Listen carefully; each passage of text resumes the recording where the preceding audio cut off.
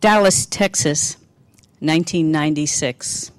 While attending the National Speakers Association's annual convention, I walked out of my hotel room that first morning into the elevator and found myself standing next to Betty and Og Mandino. And I knew in the time that it took to descend from the 21st floor down to the conference room level that I was experiencing a moment I would never forget. And Betty began to tell a story of having dinner with some people that apparently they didn't know very well. And she finished the story by saying, "We found what they were saying offensive." To which Og interjected without missing a beat and said, "But we chose not to take offense." Pretty powerful stuff. We found what they were saying offensive, but we chose not to take offense. I love this quote. It does not matter what others think. It is of prime importance, however, what you think of you. And I would say through this entire experience that is one of the messages that we have all been hearing. Was a really, really shy kid. Now, people say that all the time. Oh, I was a shy kid. No, I mean really shy. And I never spoke in school. In fact, on my very last day of high school, my social studies teacher, Mr. Giacomo, came and he stood in front of me and he looked down at me. And the only reason I could possibly have been sitting in the front was strictly by default, certainly not by choice. And he looked at me and he said,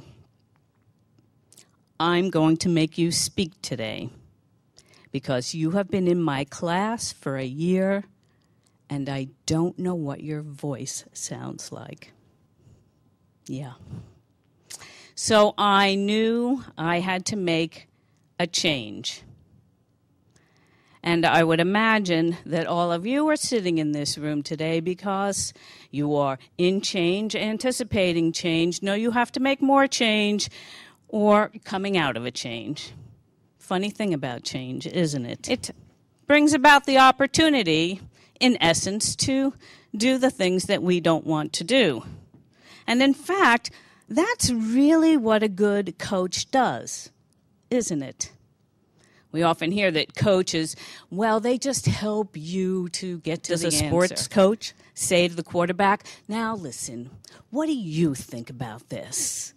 I don't think so. He wants to win, and he wants you to be successful. So a good coach, in essence, makes you do the things you don't want to do in order for you to be successful. Because what I heard from so many of you was, "I love what I do. I really don't have the words in the right way that feels powerful for me and on purpose for my audience." What you need in Say It to Sell It is your purpose. But you need some other things, don't you? You need your power. And it's your power that you bring to the game. And then you need your platform. Okay, so here's the first exercise. And this exercise is one that you can do whenever you find yourself in a situation where maybe your emotions are coming up. So why don't we do this? To get a little bit of energy in the room, and since we've all been sitting today, would you honor me just by standing as we do this? We'll have a little fun with it. This is sort of the brain train exercise. But I am going to invite Renee to come up and join us. So please give her a round of applause for stepping into this. And thank you, Renee. All right.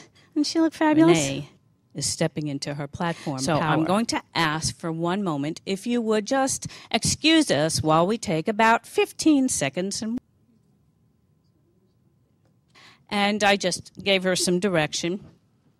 And what I want to do after she finishes, if you see a difference, I want you to applaud to the degree that you see a difference. If you don't see a difference, then, but be honest, because it can't help her if we're not. Fair enough? Welcome, everybody. It's so great seeing you. My name is Renee Lauterbach, and I'm really excited to share the next 20 minutes with you.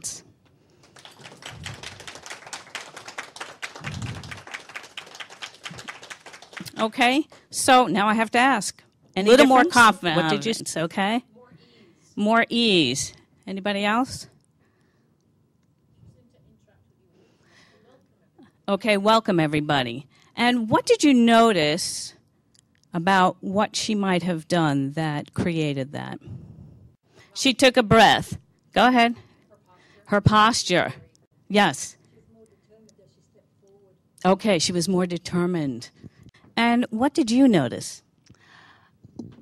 It definitely helps to breathe.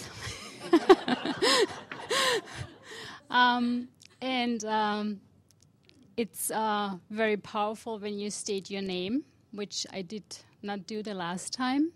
So that makes a huge difference that you actually create the room for yourself, I would say. So I'm going to ask you to do one more thing. Okay? All right. When you're ready. Welcome, everybody. It's so great seeing you all. I'm so excited. My name is Renee Lauterbach, and I'm so happy to share the next 20 minutes with you. What do we notice this time? Excitement. The hand gesture. Open. Joyful. Powerful. Voice projecting. She owned it. And did we notice that she just got centered. She was standing on her 2 feet. She wasn't standing like this or like this or like this. Yeah, it feels different, definitely, yeah. And it's great when you practice these things, because we are really not aware when we don't practice the things that we can have such a different impact. Spectacular. Give her a hand, please. I know Thank you very that much. When I worked with April, one of the things she talked about was getting that confidence. And that's what Speak to Sell is about, isn't it? Did we see that happen? Yeah. So are you ready to step into your power? Thank you for letting me be a champion for your dreams.